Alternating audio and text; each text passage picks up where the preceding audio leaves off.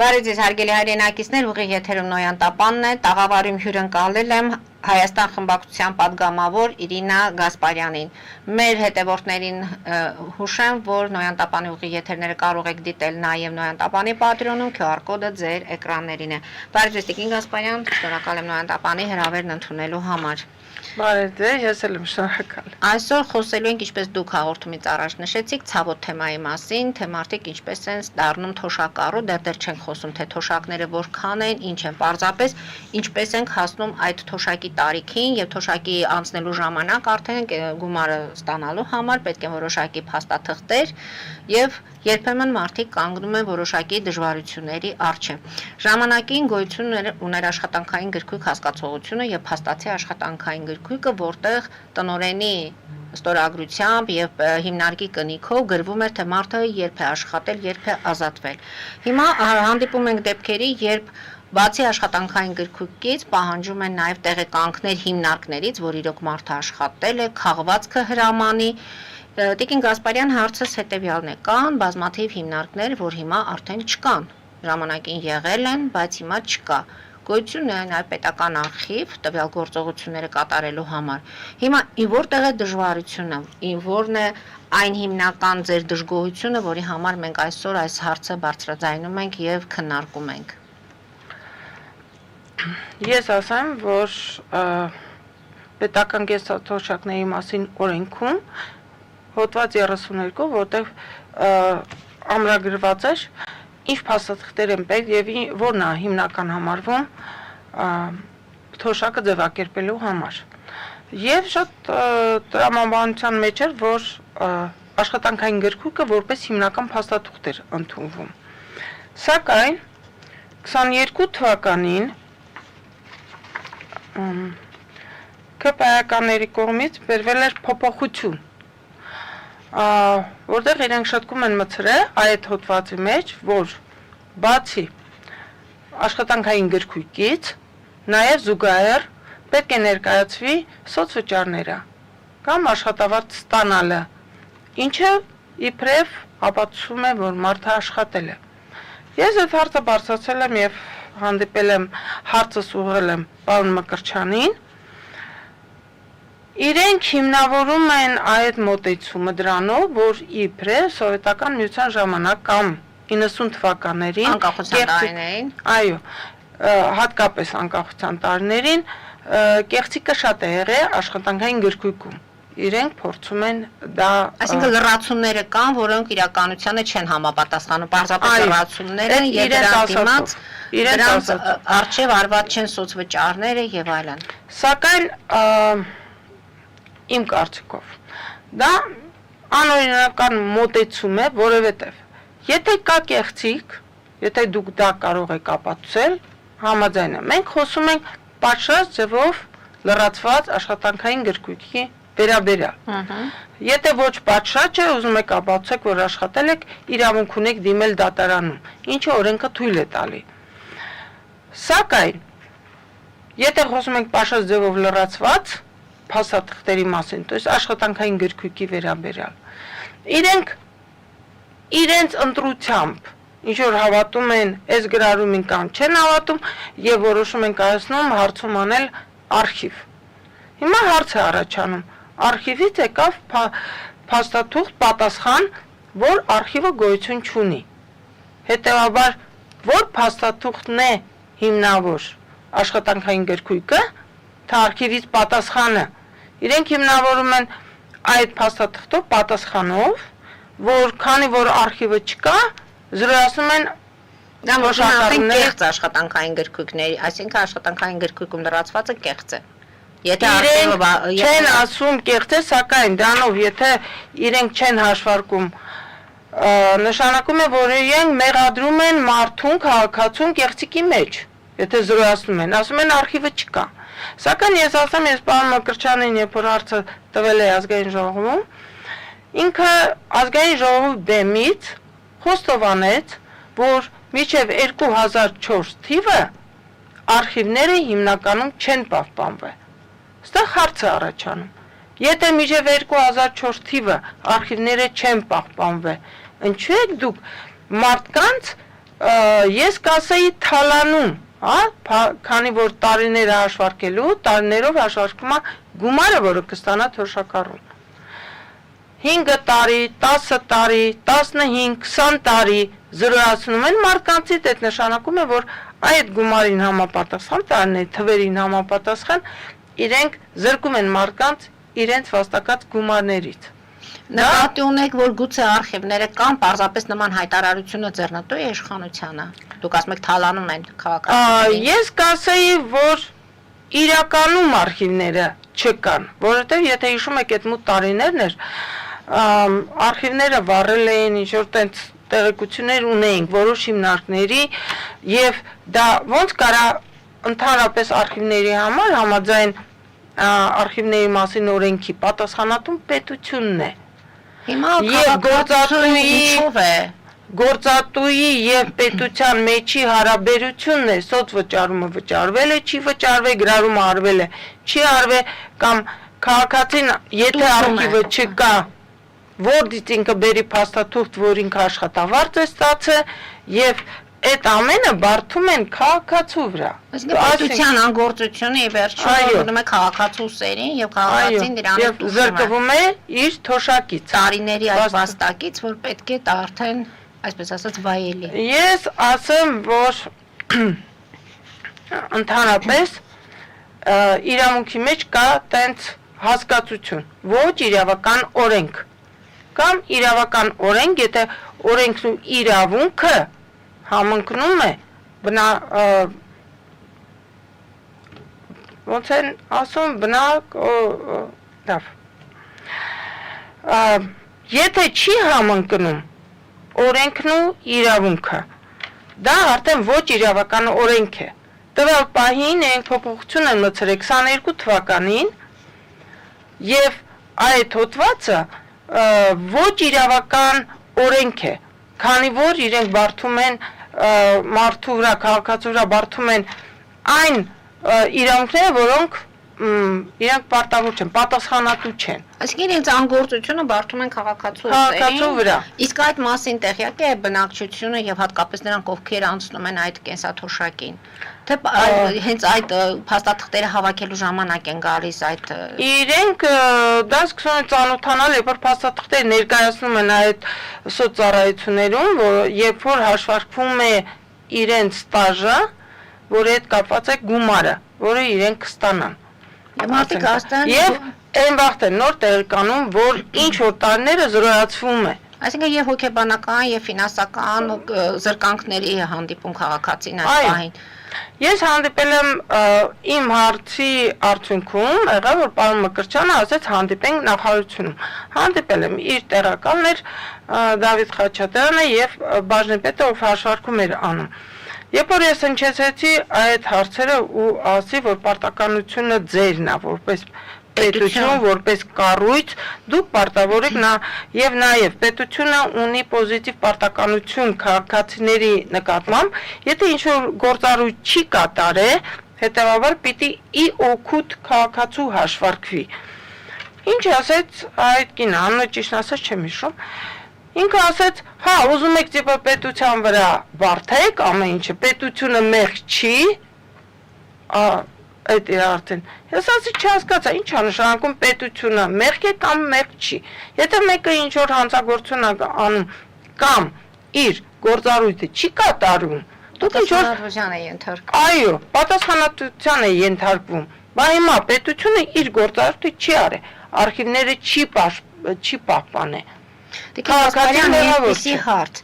խոսենք պետական հիմնարկները այն ժամանակ բավականին ավելի սակավ են եղել եւ հիմնականում այդ կոոպերատիվ տնտեսությունները սկսեցին կոոպերատիվները լինելը։ Սա ինչի մասին է խոսում, որ մասնավոր սեկտորում մարդիկ ավելի են տուժում, քան պետական հիմնարկները։ Եթե դա պետության գործառույթն է, հաստատ իրենց հանդեպ մի փոքր ավելի պետք է ուշադիր լինեին։ Ես ասեմ օրինակ պետության կոոպերատիվների, այդ որ այն ժամանակ շատ էին բացվում, պետությունը թույլտվություն էր տալի, որ այդ հիմնարկները ստեղծվում էին, իրենց արխիվները, որոնք կոչվում են անձնական գործեր, էլի պետության պաշտպանության տակ պետք է լինեն, պետության անկախ սեփականության ձևից, Դա պետության սեփականությունն է։ Եթե հիմնարկը լուծարվում է, ստեղծվում է ինչ-որ կոմիտե պետության կողմից, պետությունը հսկում է, առաջնայինը ինքը առանձնացնում է այդ փաստաթղթերը։ Հետևաբար պետությունը իր գործառույթը չի կատարել։ Դա մեկ, երկրորդը, ասենք թե հիմնարկը, եթե ասում եք արխիվ չկա, հետևաբար սոցվճարները եւ աշխատավարձների ստացման մասին փաստաթղթերն էլ չկան, եթե արխիվը չկա։ Ասենք թե ասում են ինչ որ հիմնարկում, պեկում իրանց մոտ ֆիքսված է։ Կներեք, եթե գործատուն չի վճարե սոցվճարը, աշխատողը մեղավոր չի։ Դա պետությունը դու պարտավոր էր, եթե չստացար, վերահսկողություն լիներ, պատժամիջոց մտցներ կամ լուծարեր դրա պատճառով, բայց ոչ թե հիմա բարդեր քաղաքացու վրա։ Իսկ պետական հիմնարկների հետ կապված կան այդ նորից նույն խնդիրը, թե այնտեղ ավելի մի փոքր ուշադիր են եղել։ Ճիշտն ասած, ես գիտեմ, օրինակ կար էլեկտրապրիբորը մեծ գործարան էր։ Ես ինչքան հետազոտել եմ այս հարցը, պարզվեց, որ էլեկտրապրիբորի հիմնարկի արխիվները գոյություն չունեն։ Այնտեղ աշխատողները, հիմա չգիտեմ ամբողջական թե ինչ-որ մասամբ, բայց այնտեղ աշխատողները 10-15 տարին զրոյացնում են, որովհետև արխիվը գոյություն չունի։ Դա մեծ գործարան էր։ Հիմա ինչ-ինչ պատճառներով քաղաքացին կամ Հայաստանի բնակիչը դա պատասխանատուն չի։ Լինում են դեպքեր, երբ դատի են տալիս եւ դատը շահում են, այդ դեպքում ինչպես է լինում։ Այո, ես երբ որ նախարարությունում էին ասում են դատարան, բայց ես ասեմ ոչ բոլորը թոշակառուն,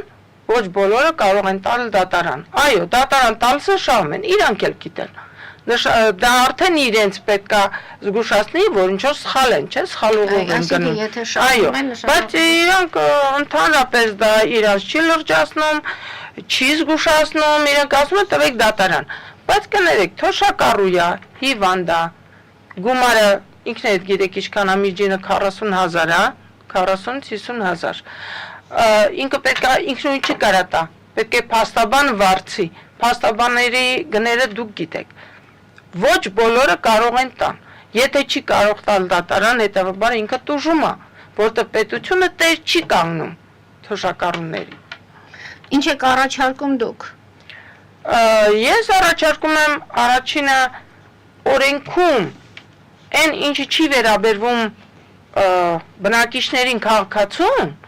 այդ մասը հանել, հետ բերել հիտ ձևակերպումը,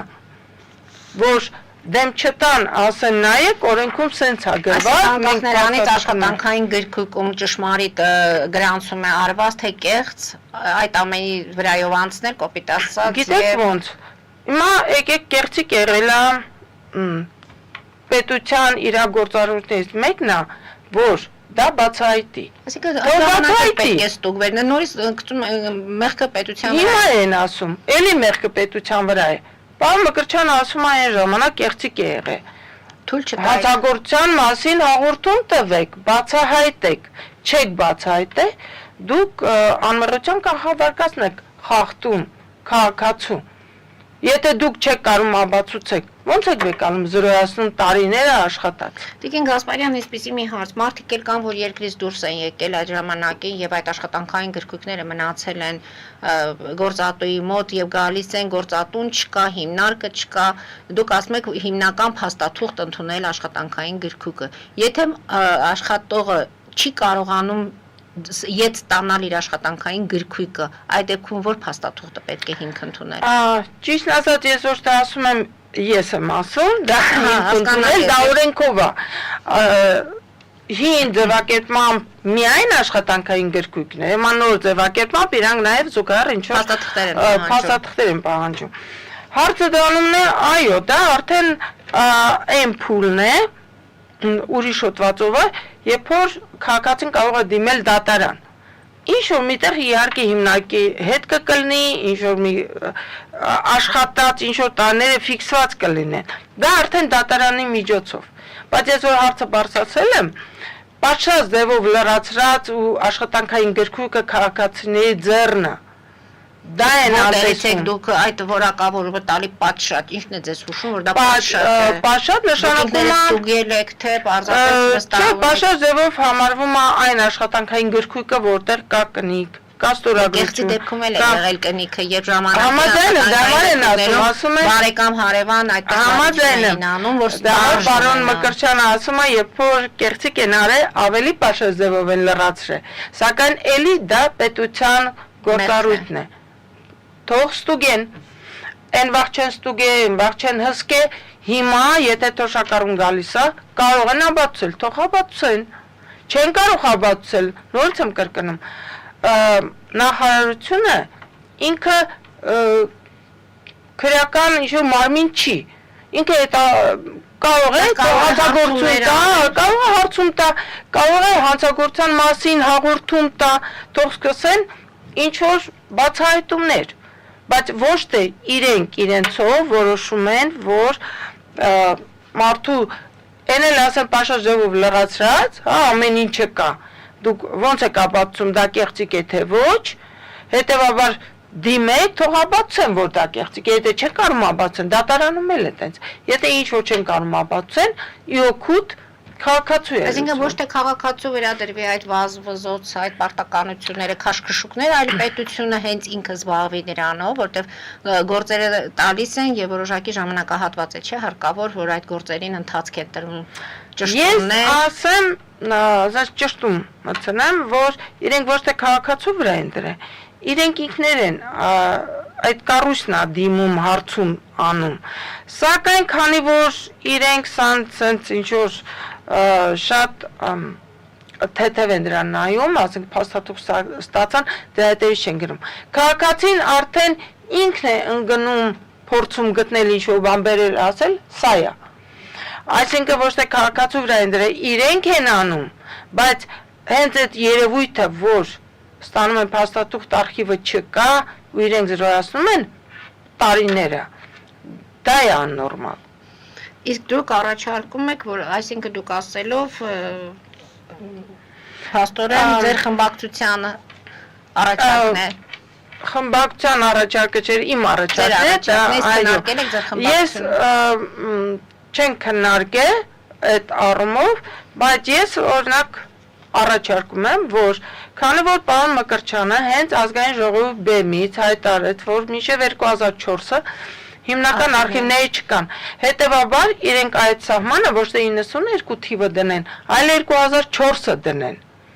որ 2004-ից եթե սենց խնդիրներ կա, պետությունը իր գործառույթը չի արել, հետևաբար մինչև 2004-ը ընդունում են աշխատանքային գրքույկը, իսկ դրանից հետո այո, ինչ-որ, չգիտեմ, փաստաթղթեր։ Հիմա խոսեցինք աշխատանքային գրքույկների մասին, այն ժամանակ երբ ձեռագիր լրացվում էր, կնիքը դրվում էր, դրանից հետո անցան փաստորեն աշխատանքային գրքույկների թվայնացում տեղ ունեցան, իսկ հիմա էլ էլեկտրոնային համակարգն է փաստորեն գործում։ Եթե էլեկտրոնային համակարգում խնդիրներ առաջանան, Աստված չանի, հիմա խոսում են տպագիր արխիվի չլինելու մասին, հնարավոր է մի օր խոսեն, որ այս սերվերները նորմալ չեն պաշտպանված եղել կամ չգիտեմ։ Ամեն ինչ հնարավոր է, ամեն ինչ հնարավոր է։ Ուրեմն պետք է որոշում կայացվի բոլոր դեպքերի համար, հա, երևի թե որ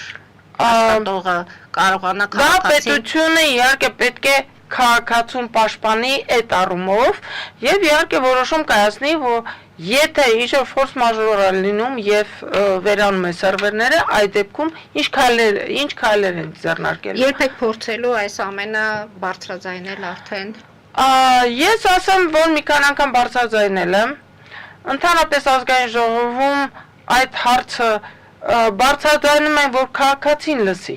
Իրանց հարց տալը անմիտ է դառնում, որովհետեւ ինչ-որ շոու են կազմակերպում։ Բացի դրանից երկխոսության հնարավորություն չկա։ Հարցը տվիր, ինչ-որ պատասխանեցին, արձագանք եւ գնում է ինչ-որ շոու, որին դու չես կարող պատասխանել։ Հետևաբար միշտ իրենց խոսն է վերջը մնացել։ Օրինակ մեր մյուս թեման տրանսպորտի հետ է կապված։ Ես ուզում եմ մի հատ օրինակ բերեմ։ Տրանսպորտի հետ կապված ես Նիկոլ Փաշինյանին հարց տվեցի։ հարցեցի, որ այդ տրանսպորտը, որը իրենք այդքան գովազդում են, չէ՞ որ այդ երթուղիները հանված են, այդ փոքր բակերում, փոքր փողոցների տրանսպորտը մեծ ման ավտոբուսները չեն մտնում։ Հետևաբար մարդիկ մնացել են առանց իրավունքի տեղաշարժվելու։ Պատասխան լսա, որ չեմ տեսել ավտոբուս, որի վրա գրված լինի փոքր փողոց։ Ես չհասկացա պատասխանը, բայց հնարավորություն չունեի հարց տալու, ես ձեզ եմ հարց տալի։ Կարաք ինձ բացատրեք, ինչ է նկատի ուներ Նիկոլ Փաշինյանը այդ իր պատասխանով։ Գուցե ինքը չհասկացավ հարցը։ Կամ գուցե հասկացա եւ շրջանցեց, որովհետեւ այդ թաղամասերը հնարավոր է ավելի փոքր միկրոավտոբուսներով մարդկանց տեղափոխել։ Այսինքն դա հնարավոր էր կազմակերպել, զուտ չկազմակերպելու համար։ Չկազմակերպելու համար։ Այսինքն իրենց չչարչարելու եւ ինչպես ես դες օրինակ բերեցի հարց ու պատասխանը կառավարության հարց ու պատասխանի հետ կապված, այսինքն անմիտ պատասխաններ, շոուներ լինում են անverջ։ Նախորդ հարցի հետ կապված Տիկին Գասպարյան մի այսպիսի հարց նաև կան քաղաքացիներ, որ ձեզ դիմել են հենց այդ հարցերով, որ չեն կարողանում թղթերը հավաքել, որ ժամանակը եթե անցնում է մարդիկ արդեն ավելի ուշ են սկսում ստանալ իրենց թոշակները եւ այդ ժամանակ ինչ է արվում նախորդ տարիների թոշակը հաշվարկվում է թե չի հաշվարկվում։ Ես ասեմ շատ հարցեր կան, բազում հարցեր, ինձ դիմել են, որ այդ հարցով որ չեն հաշվարկում իրանց տարիները հասած, բացի այդ, եթե մարդը ուշ է դիմում, իրենք այդ տարիները, կամ ամիսները, կամ տարիները, օրինակ իմ ամուսինը կես տարի ուշ դիմեց, որովհետև աշխատում է չէր կարում գործից դուրս գար, դա հաշվի չի առնում, այո, հաշվի չեն առնում և այդ կես տարին ինքը չստացավ։ Սա էլ է թալան։ Իհարկե թալան է, որովհետև կարելի էր ավտոմատ ձևակերպել, քանի որ հիմա թվայնացված է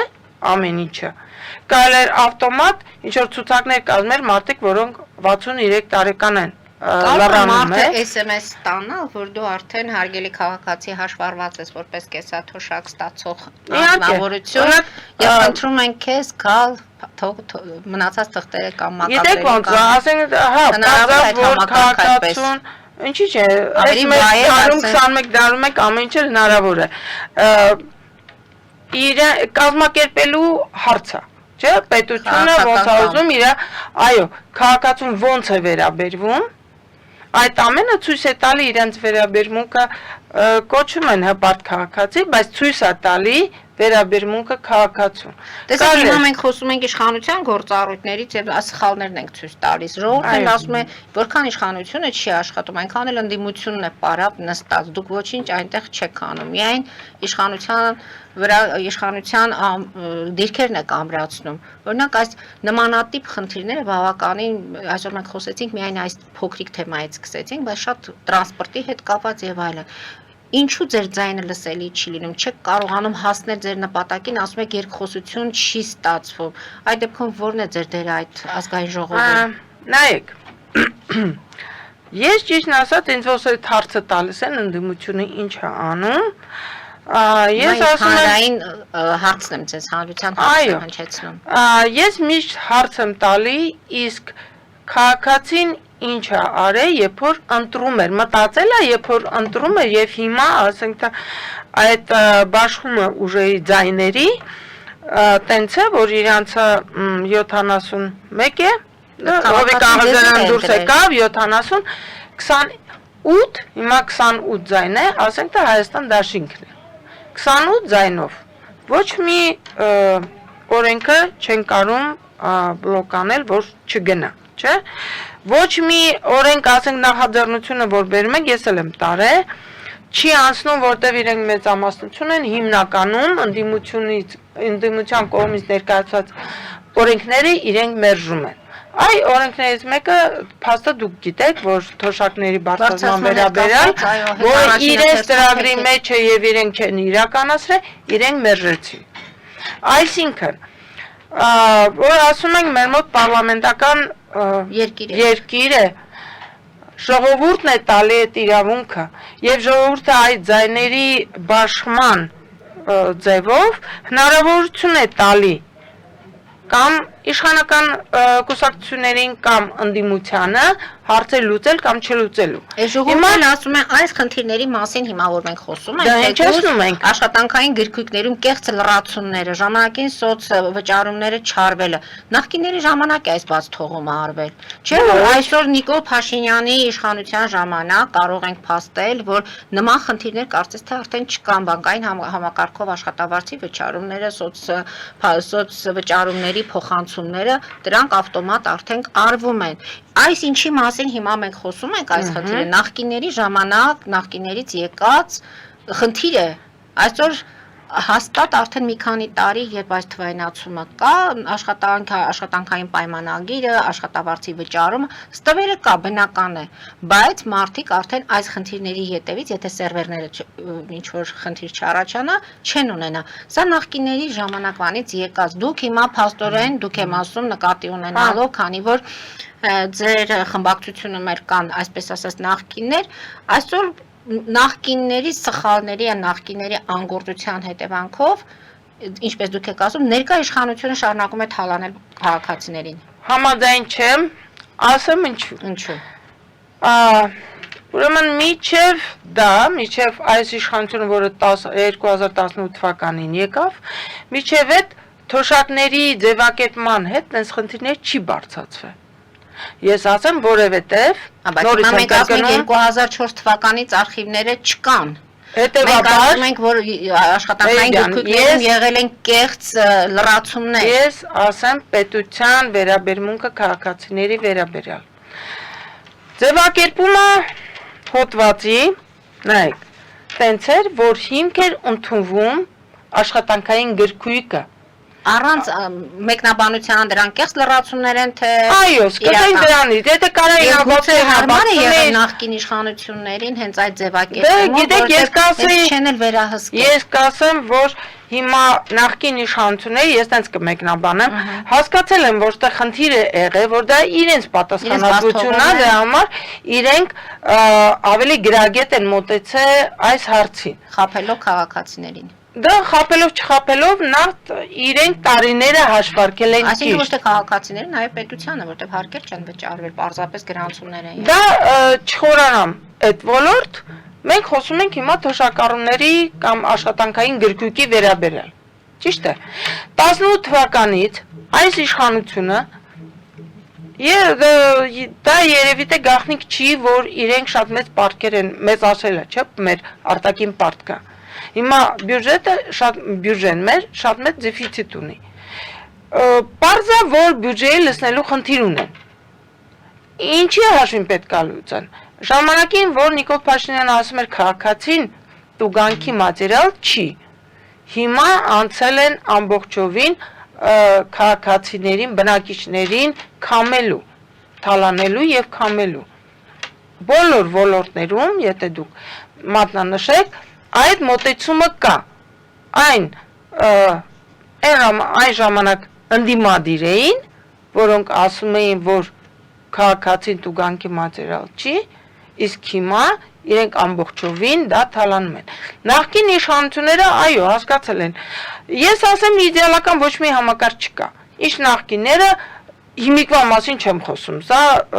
ոչ թե չեն կարող ասենք, որ իդեալական չեն կարող լինել, բայց սրանք ընդհանրապես ընկել են քաղաքացուն թալանելու եւ ամեն ինչը անում են ի վնաս քաղաքացու։ Դրա օրինակները ես կարող եմ բերել։ Դե մենք հիմա արդյոք հələ դեռ կեսաթոշակների մասին ենք խոսում եւ թղթաբանությունը եւ որ չի ավելանում։ Դեմա ես ասեմ նախկին իշխանությունը հասկացել է երևի թե այդ խնդիրները, հետեւաբար իրենից հեռացնելու համար որոշում է կայացրել, որ աշխատանքային քաղաքացիները իրենք տրամաբանության մեջ են որոշում կայացրել, որ չեմ հիշում, որ թվականին այսօր ենք ընդունվել, բայց այդ փոփոխությունը, որ արել են 22 թվականին, ես հիշեցնեմ, 22 թվականին, արդեն այս իշխանության օրոք էր։ Հետևաբար, այն էլ ոչ իրավական օրենք է, որովհետև իրենք ստեղ հաշվի չեն առել մարդու անմեղության կանխավարկածը,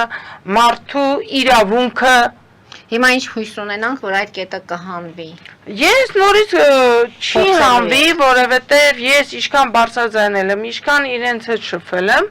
տենում եմ, բարձրաձայնում եմ ինչի համար, ոչ միայն ես։ Իգիտություն քաղաքացիների- Այո, Հայաստան դաշինքը հարցերը բարձրաձայնում է, որ քաղաքացին լսի, որ հասկանա, ոչ ամեն ինչն է հասկանում կամ տեղակ լինում, տեղեկացնում են Հայաստանի քաղաքացուն։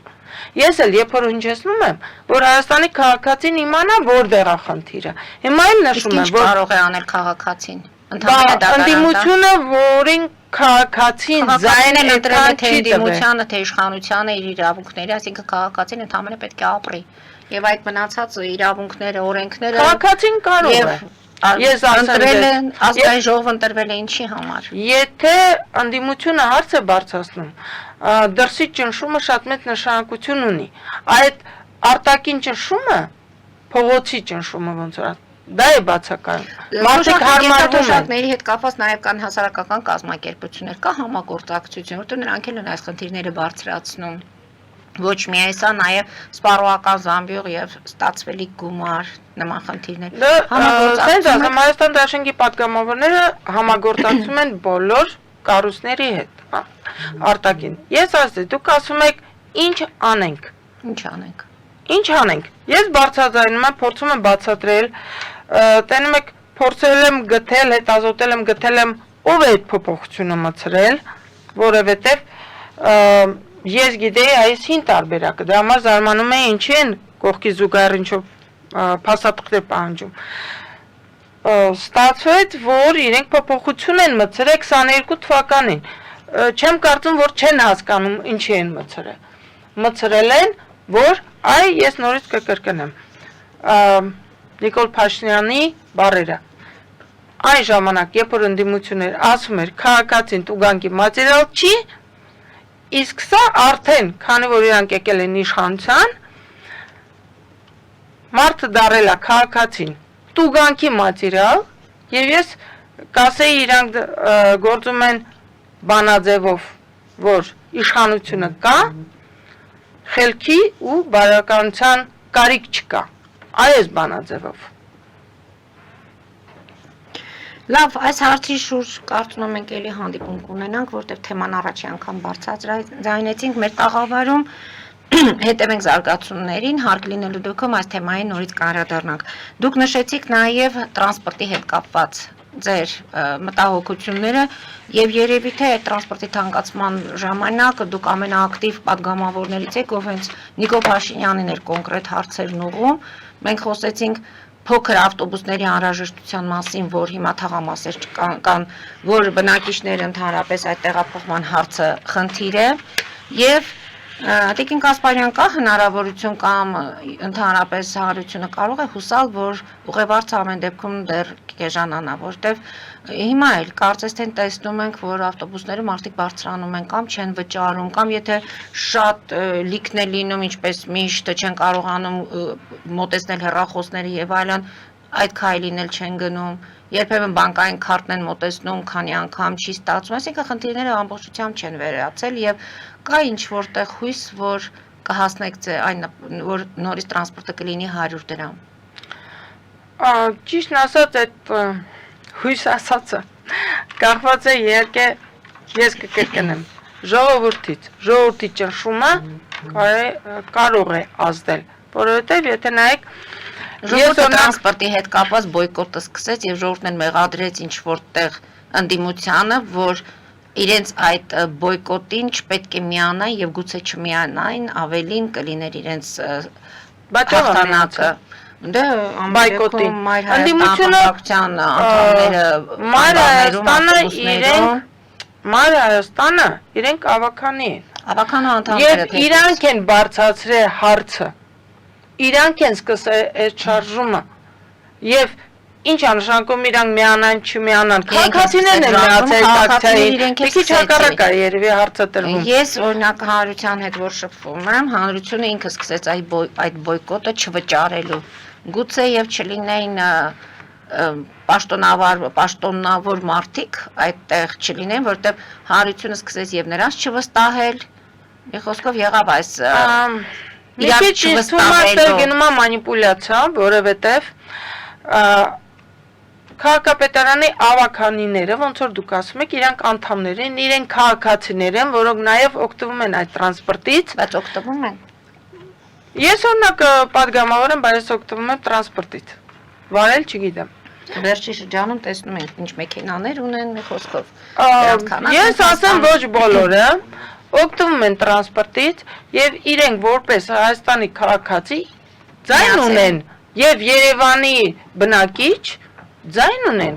իրենք կարող են իրենց կարծիքը արտահայտել։ Ինչ է նշանակում, եթե միանային, եթե չմիանային։ Ինձ թվում է այն քաղաքացիները, ովքեր բարձրացնում են այդ հարցը, իրենք փորձում են հոգնել են, չեն ուզում ինչ-որ Երևան որպես ակցիանող կամ ընդդիմադիր խոսացող, փորձում են մանիպուլյացիա անեն։ Քաղաքացին, եթե ուզում է ակցիան անել, ինքը անում է եւ շարունակում է։ Բայց այստեղ էլ ինչպես դուք ասացիք, տուգանքի մատերիալ է դառնում քաղաքացին, չէ՞։ Դեռ չեն մցրել տուգանքը, բայց իրենք պատրաստում են բերել էին նախագիծ, որը հետ տարան։ Ինձ թվում է իրենք նորից կբերեն այդ նախագիծը։ Այո, որովհետեւ ես դες ասեմ, հենց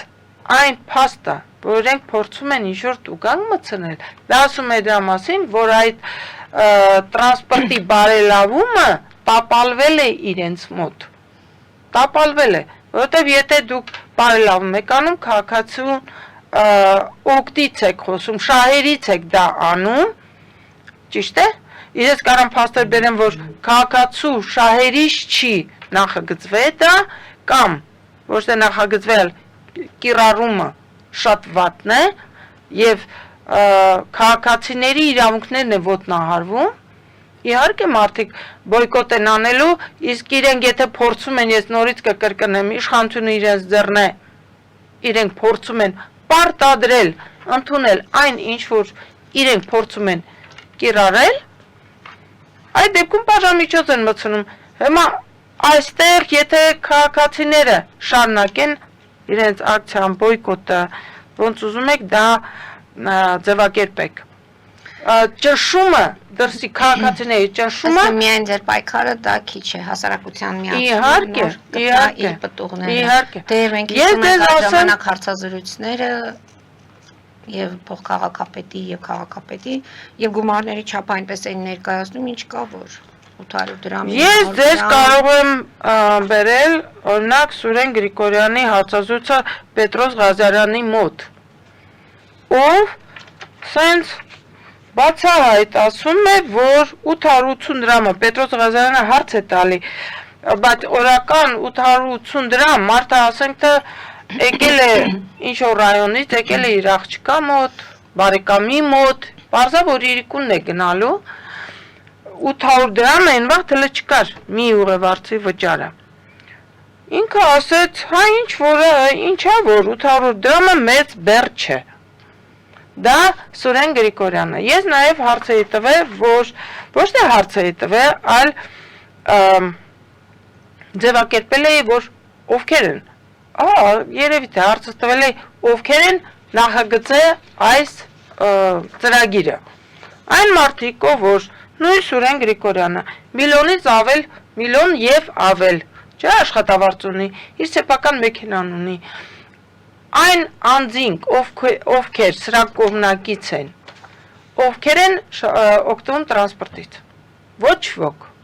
ես ձեզ ասեմ, և դրա համար իրենք որ խոսում են իրական Հայաստանից, շատ կներեք, իրական Հայաստանն են առաջ տանում, բայց իրական իրավիճակը Հայաստանում կամ Երևանում իրենք անտեսում են, ես կանեմ մի հատ օրինակ էլ բերել, օրինակ Վահե Հովհաննիսյանին, ֆինանսների նախարարին, Ես հարց տվեցի, երբ որ բյուջեն էին քննարկում, կարծում հունվարին էր։ Հարց տվեցի, ասեցի, որ ամեն օր բարձրացում է տեղ ունենում։ Դուք նախատեսում եք նոր բյուջեում թոշակների եւ աշխատավարձների բարձրացում։ Ինքը ասեց, ոչ, իրենց հաշվարկով ոչ մի բարձրացում տեղի չունենում 0 է։ Ես որ զարմացած ասացի, չհասկացա դուք չեք տենում ինչա տեղ ունենում։ Ինքը ասել դե կարանք